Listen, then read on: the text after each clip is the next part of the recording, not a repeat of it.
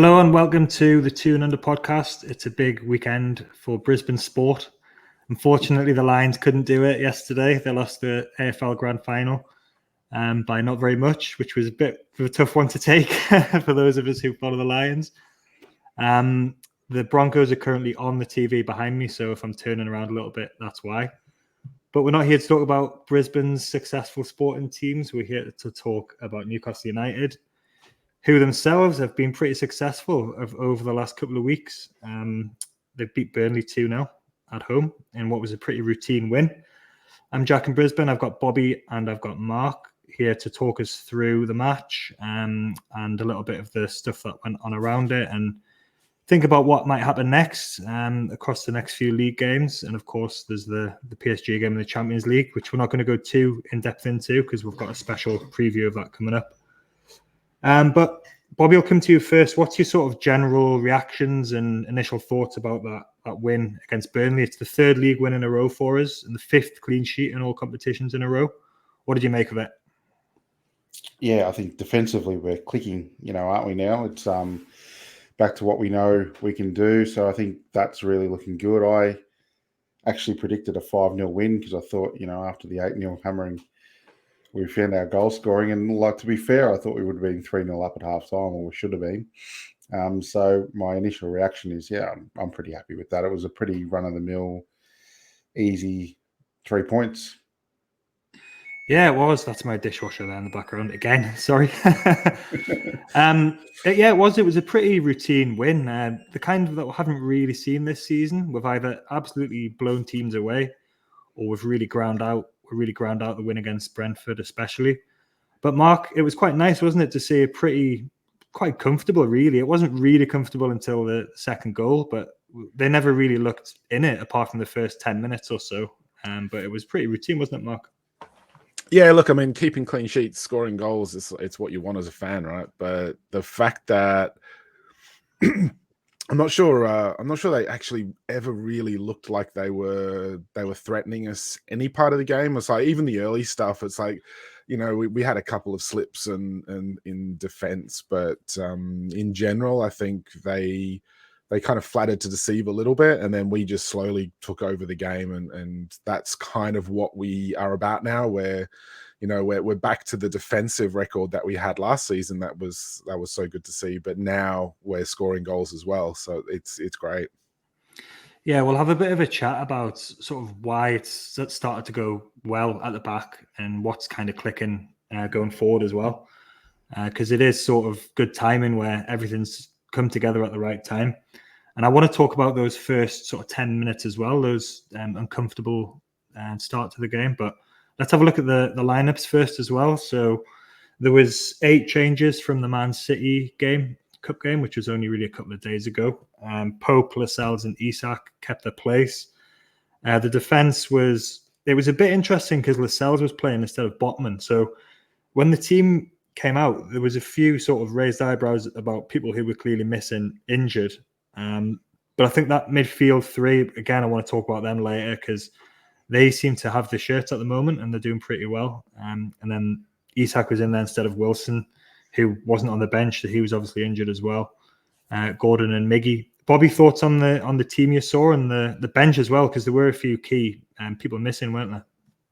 Yeah, I think before the team sheet came out, there was the Twitter scuttlebutt of rumours that Botman had injured himself and Wilson was out as well. And, they seem to happen all the time, just before team sheet comes out. And then, those people who pass on those news are usually pretty good with the news. So it's disappointing.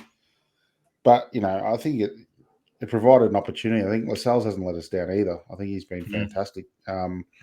So, yeah, the team sheet, it sort of picked itself, really. I think, you spoke about that midfield three.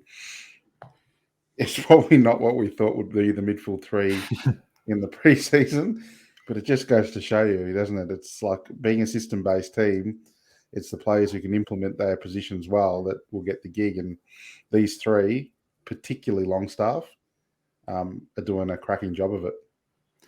Yeah, they really are. And it shows you, like I said, it's the system and players who know what they're doing and who work well together, importantly, as well. So it's going to be really interesting to see what happens with this. But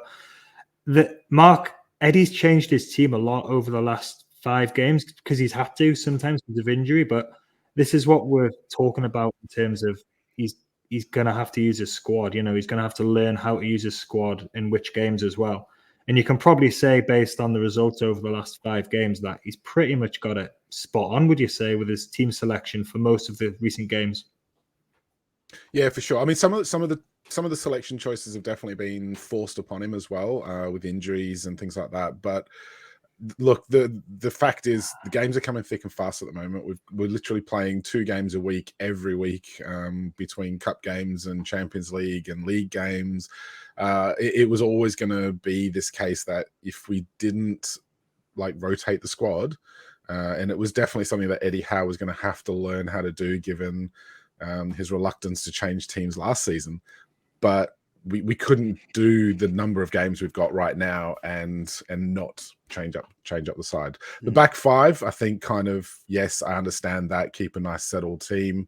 Obviously, Botman's been forced upon him again this time. All credit to Lascelles when he came in. He's done really well the last 2 games. So really pleased for him. He's kind of silenced a few of his critics. Looking at you, Dimmy. But look, I'll be honest with you. I've seen and I've had a few chats with people online today, and the question marks are raised. It's like, well, why hasn't Burn swapped back to centre back, and then we play a proper left back? Burn looked pretty ordinary at centre half when we played against Brighton, and so a lot of the time, what people are missing with that is Dan Burn acts as this 3-man defense to allow Trippier to bomb forward. And okay, he's not going to be that sort of marauding left back that Trippier is on the right.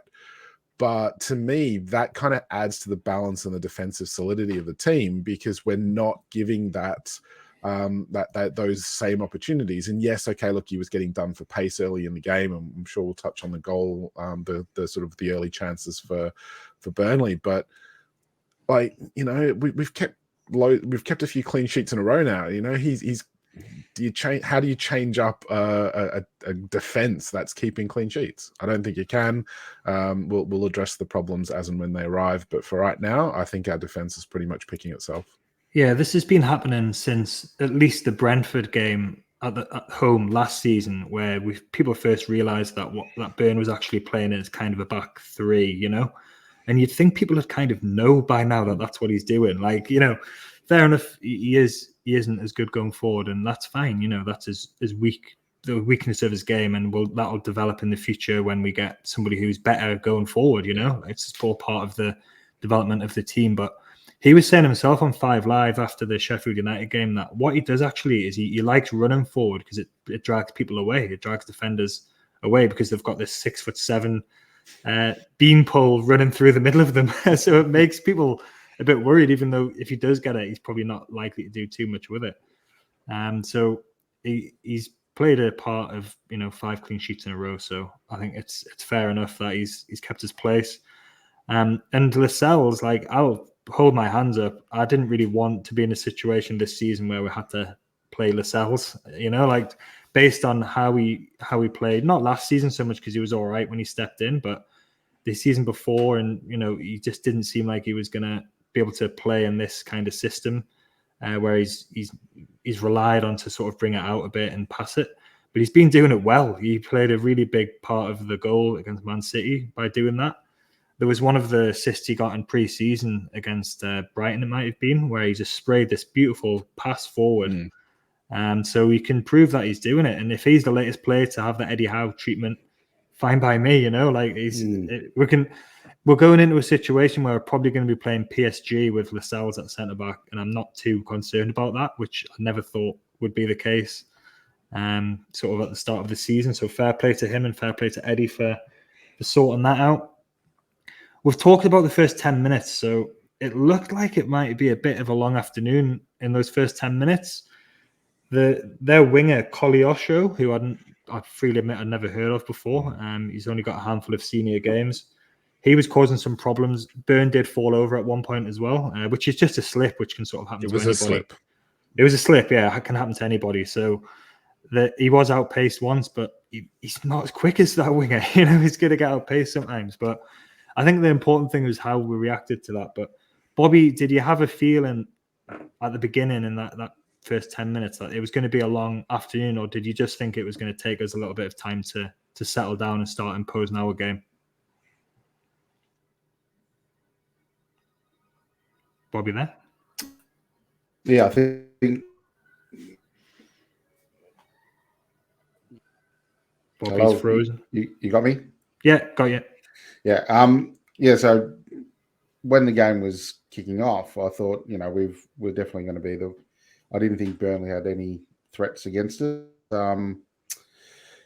No, the first couple of minutes, I was a bit like, oh, sit back and what's going on here? Because they obviously targeted Burn down the left with that pace. So there was a few scary moments, but I thought we'd settle in. I think we've done this before. We do this a lot. We just take a little bit of time to get the running pattern to the other team and what they're trying to do. We sort of look for what they're trying to do and then counter that with, the on-field leaders like Trippier and stuff like that. And then we sort of get into our game and our flow. So I wasn't concerned at all. And the rest of the game showed that there was not much to worry about anyway. Yeah. It was a good job none of those chances went in, but probably even if they had, we still had so much time, we would have got back into it, I think.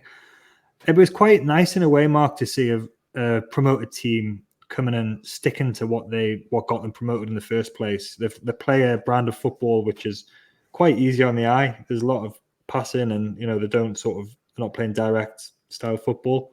It worked for them in the Championship. They've had a lot of difficult games to start this season. Yeah. They've only picked up 1 point. So probably for them, their season kind of starts midweek when they play Luton. They've got that game coming up. But what did you, because we struggle sometimes when teams come and sit in and defend, but was it a kind of positive thing for you that Burnley were going to come and try and play football against us? Yeah, I think it's too easy for teams that are, especially newly promoted teams, but any team that's going to be fighting around the bottom at the moment, your mid-table teams even, it's too easy to come to St. James's Park especially and just look to get a point. Sit back, play deep, try and nullify us, maybe hope to snatch something on the counter-attack. I was positive despite the start that they made, and fair play to them. They came and they stuck to their game plan and they played their brand of football. They weren't trying to change things to, they weren't showing any fear. And I think that's really positive for them. And look, Company's, he's coming from a pretty good background, having Pep as his mentor. So you're kind of thinking like, look, he's done well. They've gotten promoted. They've got this brand of football that they want to play. But as soon as you kind of see a team that who, and no disrespect to them, they're not a top team to play that sort of football in the Premier League against us. And as soon as you see that sort of thing happening, you just go, yeah, I kind of fancy us here. And I think I said before the game, because I picked 2-1. So I was not comfortable about a clean sheet, but I was comfortable we'd win the game. The problem that I had was if they sat deep, they tried to just defend for the whole game, then we might find it hard to break them down, because typically that's what's happened with our games. But I said, look, if they have a go at us, I fancy our chances to get some goals. And if we'd put our chances away, we probably would have had more than the 2 goals as well. Yeah, it shows the difference, I think, as well between the Championship and the Premier League, where they got over 100 points last season. They were really good. And then it just shows how hard it is to come and make that step up. But Mark, I'll stick with you for this one. Miggy's goal. Miggy did this last season quite a lot of times. He scored against Sheffield United. He scored the opener in this game in what was an absolutely phenomenal strike. We needed it at that time. We'd had a little sight of goal with Isak a little bit earlier than that, but that really helped to settle us. What did you make of the goal as a whole, and where do you think that ranks in terms of Miggy's own private competition that he started again now, obviously, for a goal of the last 2 seasons? Let's call it for Miggy now, because he's going to keep going.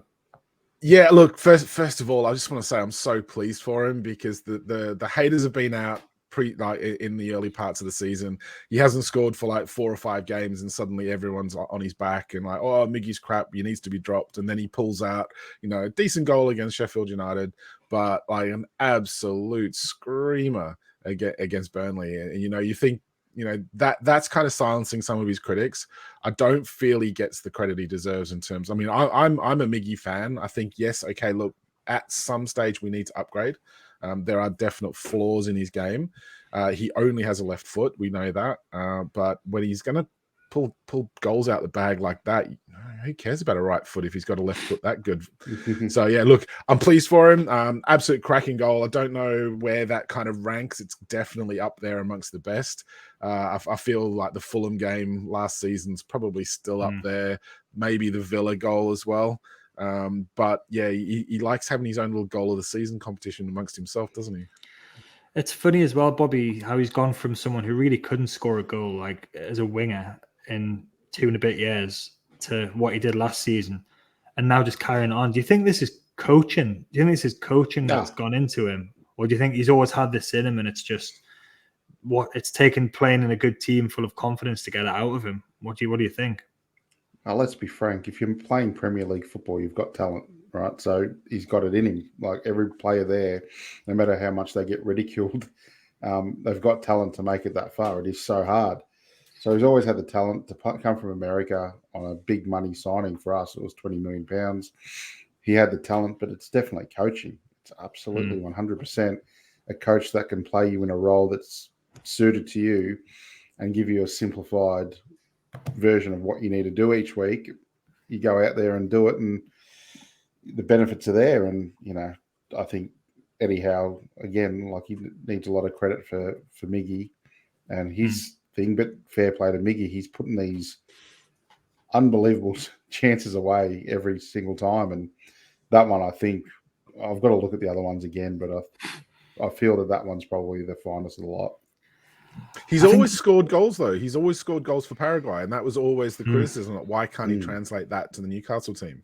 And then is he just like, he's scoring in a system based in the Paraguay team, but is he actually that good? Can he translate? Is he just like struggling because the Premier League's a tougher competition or something? I mean, it's like, it's international football. It's like, he's not exactly sort of playing against bad teams in South America, and he's scoring goals quite regularly. So, look, for me, by Steve Bruce, and yeah, exactly. And I think it's taken. That's it. Yeah, it's taken that extra coaching, getting him playing in the right team, the right way, and obviously confidence is a huge thing for him as well. But the way he struck that as well, like, it was kind of with his like instep, like, so you can easily get that wrong. That can go blazed out of the stadium, or it can just go sliced out for a throw in. To get that to go into the top corner like an Exocet missile, what an absolutely brilliant goal! It is a bit more special when it's a Miggy because of the shit that he gets. Even now, like, you look at the team lineups and people are complaining about Miggy playing. Him and Byrne are the two that people complain about. And like you said, Mark, he does have technical flaws in his game. But why do people focus on that? Why can't we focus on what he does do, which is this pressing, which suits the system, and then scoring goals like that, which he does fairly regularly now, It's just like, and it does make it that bit sweeter when he does that because of the criticism he does get. So well done to Miggy, and it was another important goal for us. I just want to have a look at the assists list for the season at the moment, because Trippier got an assist for that because he made the tackle, and it was kind of like the player shouldn't have sort of done what he did and just turned into Trippier. Trippier gets an assist, but Gordon's got 2 assists as well. The whole host of other players have just got 1 assist. Bobby Trippier's stats are obviously bumped up a little bit there by the Sheffield United game where he got 3 assists in about 20 minutes. But I don't know why players don't get assists when they win penalties, though, because otherwise Gordon would have a few extra assists as well. But Trippier's sort of continuing on his vein, isn't he, of creative skill in this team. Chief creator. Oh, yeah, he's a wonderful player. Like, even, as he's gotten older, you worry about if his product is gonna, downgrade, or he's gonna slow down and all this sort of thing. But he's been tremendous at the start of this season. He's like a little pit bull out there, and his delivery is first class. So, and I mean, Gordon, I think, has been our best player this season. And he's a bit like Miggy, just runs around and presses and creates the pressure and everything like that. So, yeah, to answer your question, I don't know. I think they should get an assist if they do win a penalty. But what happens if you win a penalty and you're the one that takes the penalty? Do you get to assist and a goal? Can't get both. That's probably why they don't then, Yeah. Anyway, but Gordon as well. It's been a while since we've got some good players, but the kind of excitement you get when he gets on the ball, the way he moves, like he's so sharp and so quick. He gets it, he'll dart inside, he'll play a lot of passes through. He's just an absolute pleasure to watch at the moment. He was quite heavily involved in the first half, and then obviously won the penalty, which we'll talk about in a bit. But there was a couple of other chances in the half. So Isak was put through and should have scored, should have done better. He had a bit of a heavy first touch. And then Anderson came even closer. That would have been a goal made in Tynemouth, Whitley Bay area, where North Shields, where they're both from, Longstaff and Anderson. It was a pretty good save by the keeper, but he's getting closer and closer to that goal. But I think he played pretty well again. What did you make of Isak's performance overall, Mark? He's had a little bit of criticism. He's had a few knocks as well lately because he's had some tough games, but it looks over the last few games that he's getting back to what we expect from him and what we know he can produce. Yeah, it's one of those things where, he hasn't done a lot in a couple of games now, but when he gets a chance, he's normally ice cold. So I am surprised that he took that heavy touch. He had a couple of other chances in this game as well, and it's just one of those games where he hasn't done what he needed to do, and things haven't come off for him. But the previous games where he's been criticised, it's like he's done nothing wrong. It's just he's had no service. If we're not sort of giving him the ball in the right areas, then you can't blame a striker for not scoring goals. But today, like the games this morning, I actually thought he played brilliantly well. I thought he led the line really well, caused a constant sort of thorn in Burnley's side, like gave them something to think about all the time, linked up really well. But the big link up thing for me is Anderson. I mean, he was just all over the shop in that midfield. Him and Longstaff outshone Bruno today for me. I'm really pleased for Anderson that he's getting a run in the side. I think he's developing that understanding with the players around him, and players like Isak are going to benefit from that because of those 1-2 touches and that sort of build-up play that they're able to sort of participate in with him. Like Isak for me is missing Joe Willock because they actually ended up getting this really good understanding with each other last season. And I think if you get other players with that little bit more understanding of each other's game, that you end up benefiting from that on the pitch as well. Yeah, and it's so good to see two Geordies playing in the midfield together and playing so well. Anderson, Bobby, he's looking good, isn't he? He's started now 3 league games in a row, and he's played 90 minutes as well, and a couple of them at least. We were saying last season a bit, it'd be nice to see more of him. He did make 28 appearances, I think, last season, but a lot of them were just 5 minutes here and there off the bench. Do you think, Bobby, that this is his position now, central midfield, or do you still think we might see him out on the left a bit, or maybe a bit further forward in a number 10 role? What do you what have you made of him, and what do you think about his prospects for bedding down a place in the team for the season? I thought this is his best position at the end of last season. I think I said that I think he's a centre mid. He can go out wide, or he can go centrally as a number 10. I think he's got that in his tool bag, but I think this is his best position, and he's showing, his skill sets are more matched to that position than what, Tonali has. I think it works better with Bruno in what he's doing. And it's hard, though, because you got Jolinton, you got Tonali, you've got some bloody top quality players in the mix. And at the moment, he's outshining, maybe Jolinton, his performance the other day, but I think Anderson's been superb, and I think if he starts, we've got full confidence he'll do a job. What do you think's happened to the midfield then? Because you're right, the balance seems right in there. That's now. You've the balance. You've got Bruno in the central position, which is where he played primarily last season, where there was a bit of talk that he wanted to be playing further forward, and then Tonali would allow that to happen. I've got no doubt that Tonali and Bruno will eventually be able to play really well together in the midfield because they're both quality players. They just need to get to grips with how each other plays. And then they might be able to do that thing where they swap in and Tonali sits deep a bit and Bruno can push forward. But you can't really mess with things at the moment. Longstaff wasn't fit at the start of the season. He's come in. We've gone on this unbeaten run. Anderson's come in. He's due a goal. He's got such good feet, the way he moves, and he's getting a better understanding of how to play in the team. I think Eddie said as well that he's getting better at the off the ball stuff as well now, because previously he was just sort of a creative attacking player who didn't have to have the understanding of the central midfield role in a Premier League team, a systems-based team like this. But what do you think, Mark? How do you sort of square the fact that we've got Tonali sitting on the bench now sometimes? Joe Linton was on the bench today as well. He got injured by the looks of things, so it's we'll have to wait and see what happens there. But there's kind of not that descent for Sean Longstaff anymore that there used to be when he's on the team sheet, because he's just so good at what he does. Again, it comes down. I mean, firstly, Anderson's 20, so he's still learning the game. He's by no means the finished article, so it's going to take him time to learn the roles, and especially given that he is playing in a slightly different position, as you said. So he's kind of learning that central midfield kind of like role. He's learning how to interact with his teammates more, what their game plans are, where to move, where not to move, how to close down opposition. So really impressive that he is learning that so quickly. And, we all know Eddie Howe is going to be the coach that is going to get the best out of him like that. So that's great. He's working hard. But for me, it's hard to change up that whole central midfield three at the moment because they're just clicking, and that's something that wasn't. And as you said, look, there's no doubt long term that Bruno and Tonali will be able to play together because they're class players.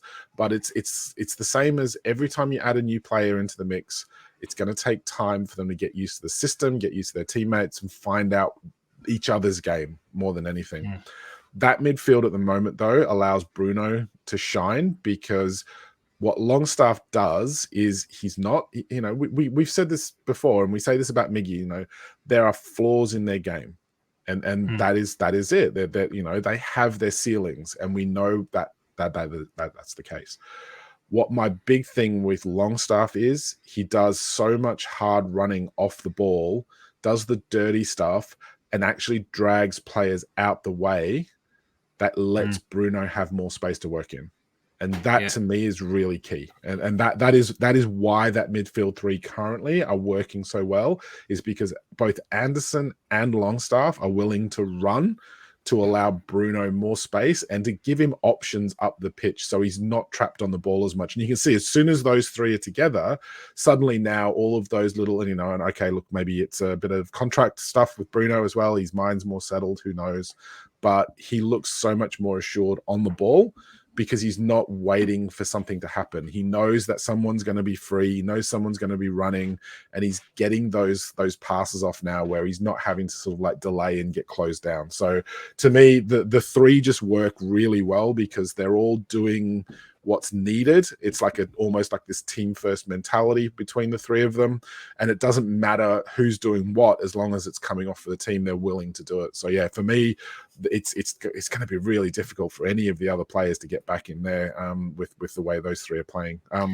Not necessarily individually either, but as a three.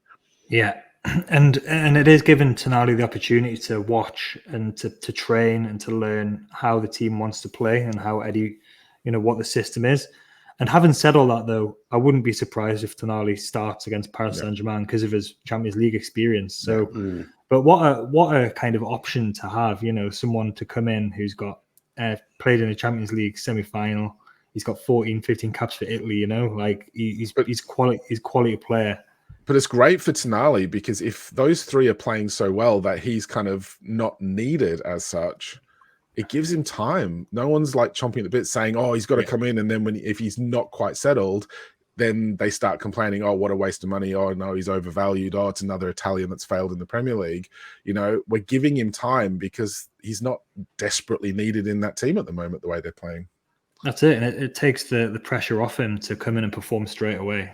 And Bruno's going to start pretty much every important game, I think, in that position, because he just knows what to do. And his form has picked up again, thankfully, over the last 5 games, and he's starting to look more like the old Bruno.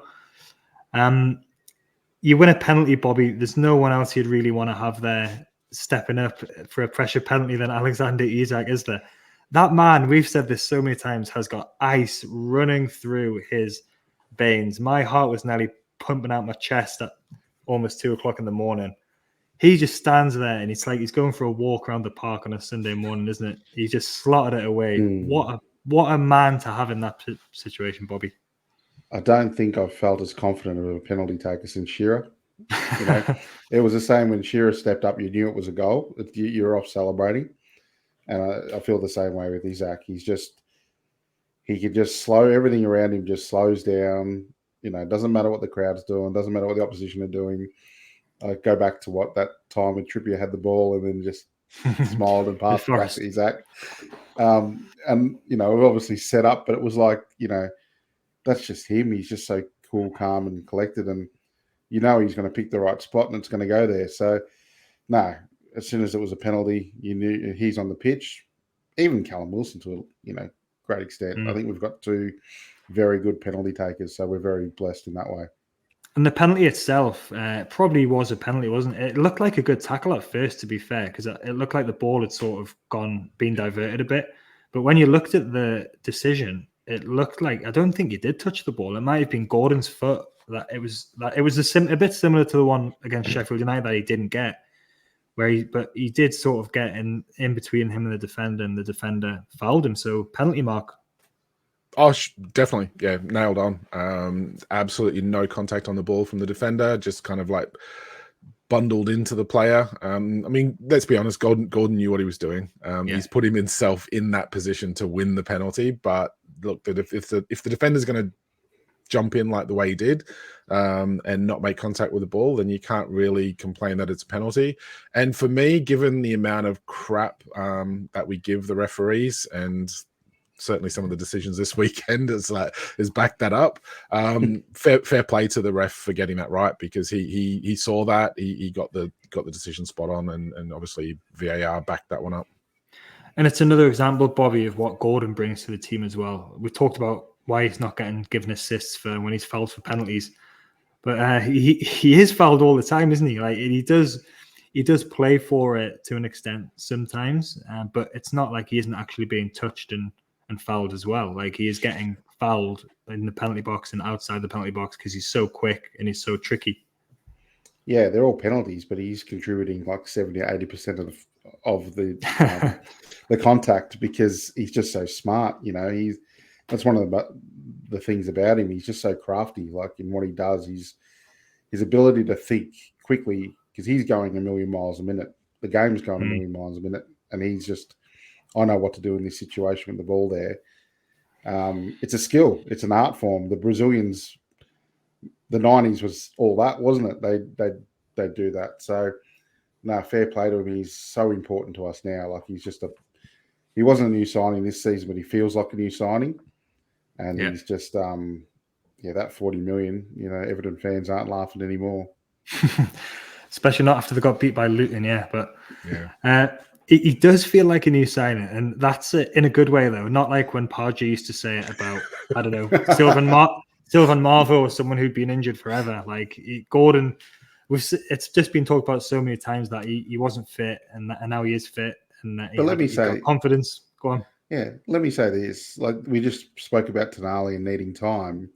This is it. Like Bruno as well. If you go back to when Bruno was signed, he didn't come straight into the team. He was like slowly integrated, and you know, we all know the story with Gordon, how he was probably neglected as a footballer for a season and a half, so he needed his time, and it'll be the same with Tonali. And we've got the right person in charge who knows what he's doing with these players, so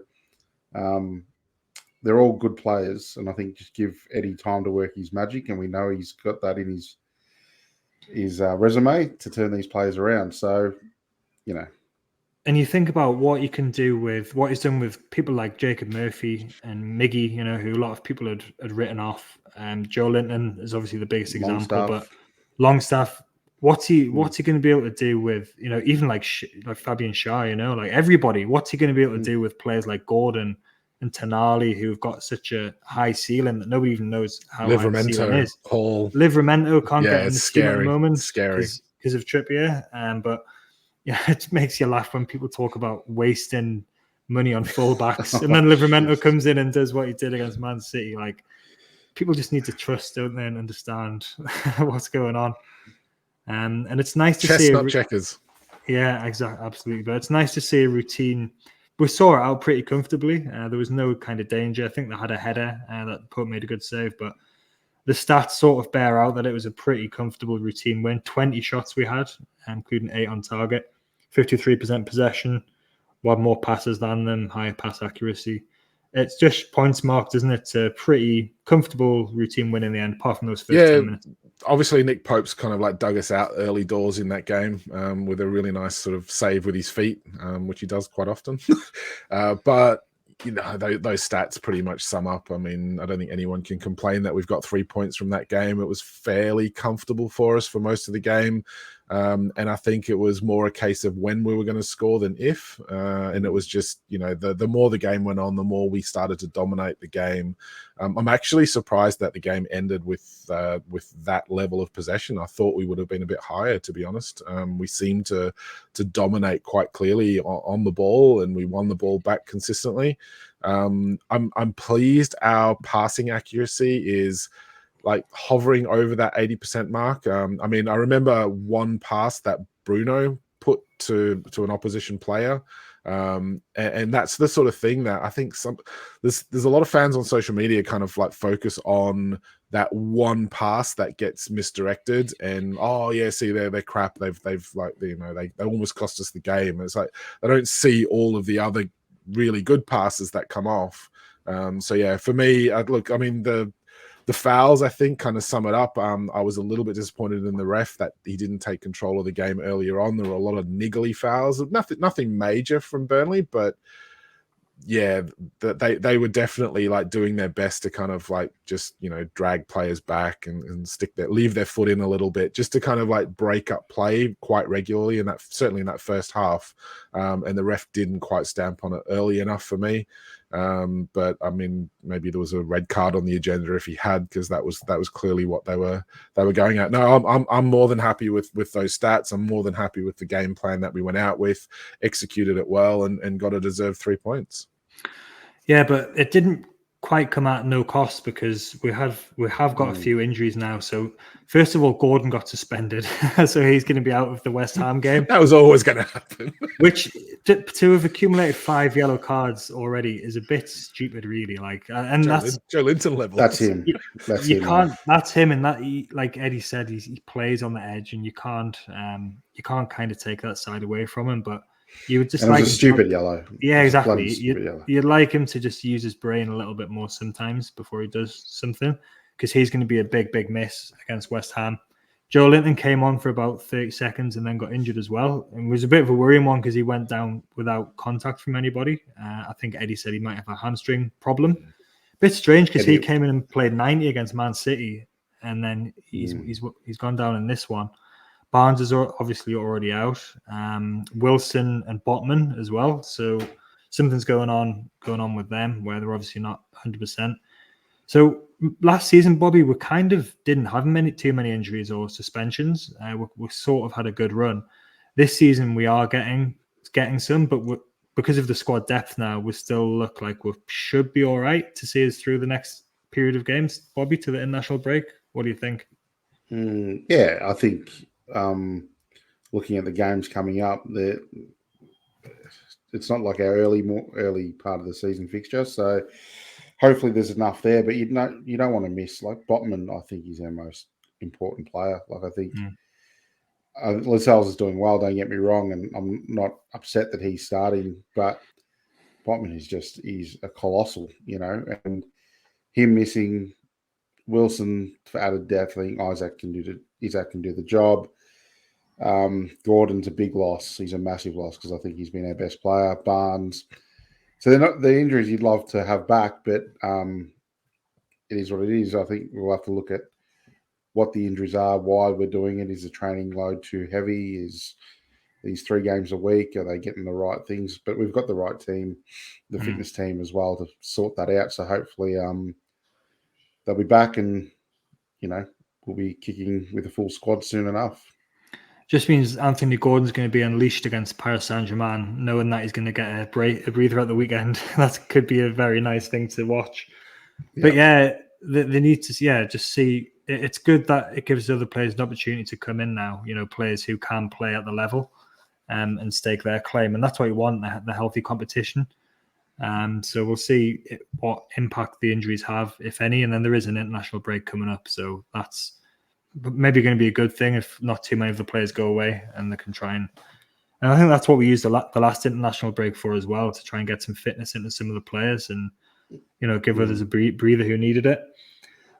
The last thing I just want to say on this game before we have a look at the league table and talk about some of the other games, this was our 7th league game of the season. The 7th league game of last season was the game against Bournemouth, which we drew 1-1. So, comparable promoted team coming to St James's Park and playing against us. We won this one. We drew that one. We had a problem last season with draws against some of the weaker teams like Palace and Leeds. We drew with at home as well. Does this show progress, Mark, that teams are coming and playing as weaker teams and we're beating them now, whereas last season we weren't beating them all the time? I think some of it's got to come down to the way the teams are setting up. I mean, the way Bournemouth came to set up shop at St James's Park versus against this last season, where Burnley were a little bit more open. They tried to play a game of football as opposed to just park the bus. So that obviously comes into the equation a little bit, but we're starting to kind of click a little bit more in terms of our control on the ball and creating chances, as opposed to just like legging it forward on the break and scoring from those. So for me, I think we're definitely improving. We're 2 points better off than we were last season. We're higher in the table than we were after the same number of games last season. Better goal difference. There's definitely been an improvement overall, I think. And given the start for the season that we've had, I think it's actually pointing to some really good signs for the club. So as long as we can keep this going, and as you say, there's a fair few injuries starting to sort of like cloud us a little bit now. Hopefully, we've got the squad depth that we can actually start to sort of put some wins on the board now and start that climb back up the table. Yeah, we're actually 4 points better off than what we were, so which is quite interesting considering the bad start, that we're deemed to have had. We haven't drawn any games either. Last season, Bobby, we drew a league high 14 games along with Brentford. This season, we're turning some draws into wins. Would you say? Because that's how it feels a bit like this Burnley game and the Brentford game, especially. It feels like these might be games that last season we might not have won. I think we might have drawn games like this, and I think the increased squad depth is helping, and the increased confidence we've got now. What do you think about that? I think no doubt. I'll never forget that walk from Cheers Bar back to the hotel after the Bournemouth game with you lads. It wasn't a very energetic walk, I can tell you that. It was a bit woe is us and what's going on, and a lot of questions we were having. But I think you're right. I think we're a bit more mature now as well. We've had that experience. We've got a few new players in the squad. Yeah, I think we're looking a little bit better, and we'll just have to go on the run we did last season as well. I think we've started that, so see where it goes. I think the only thing we're worried about now is, as you said, we've got the injuries that we didn't have last season. They're starting to pile up, but coupled with that, as you said, we've got the depth. So. Yeah, it's an interesting year. I think they added fixtures as well with the Champions League games. I mean, PSG come to town, Dortmund soon after. These are big games, and for our squad that's still, in its infancy. I'll just go back to the documentary for a minute when Murdad said next season's going to be tough. And, I think he was put that on the documentary to warn the fans that it isn't going to be smooth sailing like last season seemed to be. So just take a step back and realise that we've got a harder run this year. But so far, we're doing all right. I'm not sure we actually had like. I don't think last season was necessarily a hard season. It was just there was not that expectation. Yeah, there was the expectation this season is different, definitely. But I think it's a positive thing that we can manage that and we can deal with it and we can go into these games. The Brentford game especially was such a big win because it was really important and it was a proper grind, that one as well. We really ground that out and there was huge relief at the end of that one. Whereas this one was a bit more of a sort of routine. We expected to win. It would have been disappointing if we hadn't won, but we kind of thought we were going to win from pretty early on, from as soon as we scored that first goal. So it's a bit of a different feeling. Just before you can tell by the podcasts that you listen to. Like I listen to Football Ramble and a couple of the other ones that, on my long drives to the office and stuff like that. And the way they're talking about Newcastle now is a lot different to what they were doing last season. It was like all new and a surprise last season, but now we're talked about with the Man Cities and the Liverpools and, the expectations there that we're going to have another ripper year from people from outside in the media. So that's sort of a telltale sign of where we're at. And before I have a little look at the league table, I just want to look at some of the other results from overnight because there were some pretty funny ones in there as well. But we knew that if we could win this, we were going to make up ground on some of the teams above us because Villa were playing Brighton and Spurs were playing Liverpool. As it was, Man United had a pretty funny defeat at home to Palace as well. And Man City also lost. But everyone's officially everyone's second favourite team has to be Brighton these days. They took an absolute pounding at Villa Park. What stands out there for you, Bobby? And do you think it's too early to sort of draw conclusions from games that are happening now? It's still very early in the season. Yeah, I don't want to pigeonhole teams or make outlandish statements this part of the season because anything can happen. Man United just look fucking terrible. Like they're rudderless at the moment. Like I don't know what their manager's trying to do. He's trying to fit round pegs into square holes, and it's just not working for them. They don't look like they can recover at this stage. Watching them, so that's probably the result for me. Wolves are a good team. I really rate them. I think they've got some quality, so it didn't surprise me. Spurs were a bit lucky, if to be truthful, but it's good because fuck Liverpool. They deserve that.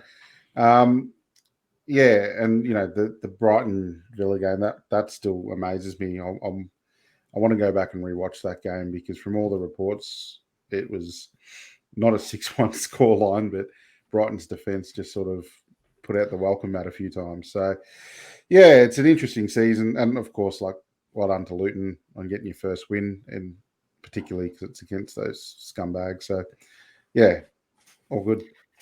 Yeah, it was. It wasn't a good weekend for the XG wankers, I'm afraid, because Villa. I think Villa had about less than 2 and scored 6 goals.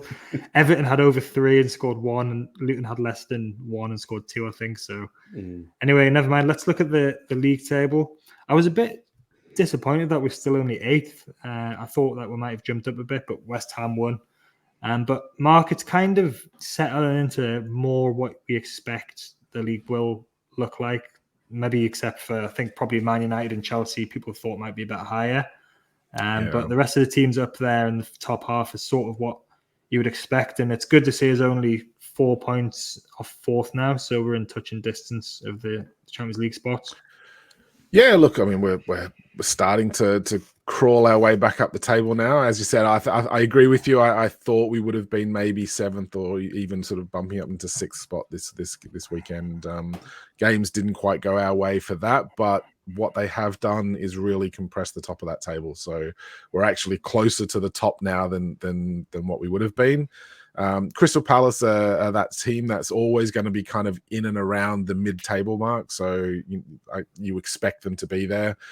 West Ham, this is not necessarily a West Ham thing, but it's certainly a David Moyes thing, where he seems to have one season where he's like really good and then they qualify for Europe, and then the next season they're fighting relegation, saves his job with a late flurry, and then like piles on the pressure again because he's playing really well. Got them playing really good football the following season. So Man United's the weird one. I fully expect that Ten Hag will be out of a job by Christmas if they carry on the way that they go. They will then no doubt get that new manager bounce, start putting some wins together. Who knows where they'll end up? I mean, they're a bit of a basket case club at the moment. Not quite as bad as Chelsea. I think Chelsea are kind of just in free fall at the moment. They don't know which way to go. But it's going to be pretty tight at the top. I'll be happy with top 7, top 6. Again, if we can qualify for any kind of European competition, for me, that's an improvement on last season because of the extra games, because of the extra expectation. It still keeps us in a European competition, even if it isn't the Champions League. But by all accounts, we're getting top 5 is Champions League games this season.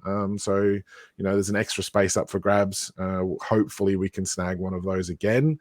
The season's early. I mean, as you said, we're better off than we were this time last season. We had a harder start to the season.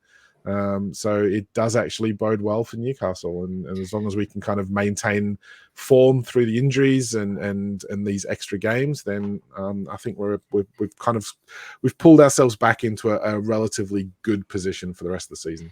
Yeah, and in terms of the draws as well, it's actually better to lose one and then win one than it is to draw 2. So you get more points that way. So even though losing's not good, like last season we went on these long unbeaten runs, but we've drawn a lot of games, and that's you're throwing 2 points away quite a lot of the time. So we'll have a look at the next 5 games. So the reason I've chosen these 5 is because it's leading up to not the next international break, the one after that.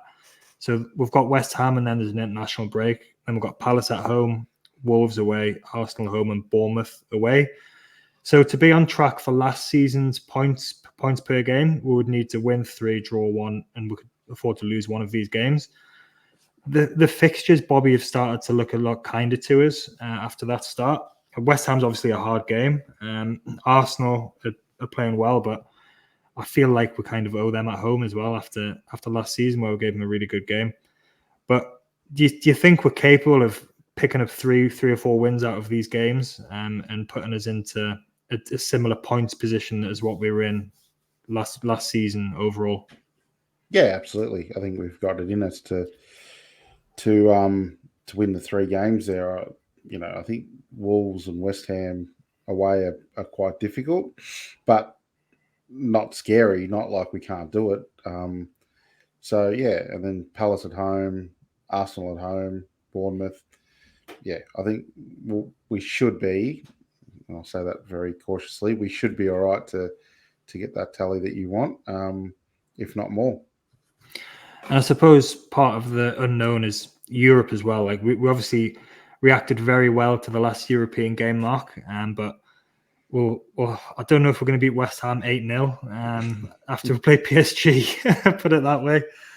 But it's going to be interesting, isn't it, how we manage this league, how we manage the league alongside Europe. And we've got the Carabao Cup as well, of course, which I don't think Man United's very scary at all in that, to be fair, the way they're going. But if we can pick up those 3 or 4 wins from the next 5, I think just that'll set us up really nicely going into the next international break. And we should be, like, if we can look at the season in sort of little chunks like that, sort of chunks of 4 or 5 league games, and just do what we can in those games, and then see where it takes us at the end of the season. Yeah, it's going to be difficult. I mean, we've got 2 Champions League games, but they're both at home. That's going to be key, I think, where we're not traveling midweek. But if being tired from a Champions League traveling an away game, it sets us up for a performance like we did at Sheffield United, then bring that on every week, I say. I'll back us at home against most teams. So, you kind of relying on that home form. We should have beaten Liverpool at home. Then we're sitting, with an extra 3 points on the board, and things are not looking as quite as tight as they are at the moment. So no, look, for me, I think if you look at those run of fixtures, we've got some winnable games. We've got some litmus test games as well, in terms of West Ham away is going to be this this tie that, you know, if we do well in that, then it kind of lays down a marker that, you know what, we're slightly above the rest of that chasing pack. If we lose that game, then it kind of does drag us into those like 3 or 4 teams that are fighting out for those last few European spots, and probably signals that we're just outside of that top 4 this season. But you know, look, the games are there to win. I'd back us against Arsenal at home even. I think we owe them from last season, and then, you know, who knows? You know, Wolves have just beaten Man City, but you know they've been pretty ordinary most of the season so far. So the Premier League's always going to throw up some weird results. It is what it is. It's the best league in the world for a reason. Anyone's capable of beating anyone on their day. It's not like some of the other leagues around the world that have 1 or 2 top teams and then everyone else is just cannon fodder. So yeah, look, I'm confident, but I'm not taking anything lightly. I was saying that about other leagues as well. PSG drew 0-0 against a team that I'd never heard of overnight last night. So that sets us up well for the game midweek. We are going to be doing a full preview of that with Jonathan Johnson, the French football correspondent. So stay tuned for that with Keegan. I was going to talk about the Brisbane Broncos winning the grand final, but I don't think they did. No, they lost by 2 points. Apparently, we've missed one of the all-time great finishes. Right, there you to go. a rugby league grand final, and Cleary just apparently people are just amazed at how good he is. So, unfortunately, just want to pass on that Anthony Gordon is the Seller Player of the Month for September. He's just there you go. Then. To absolutely nobody's surprise, he's been absolutely fantastic. All right, we'll call it there. Thanks very much, Bobby. Thank you very much, Mark. And cheers, we'll mate. see everybody on the next one. Cheers. Catch you later.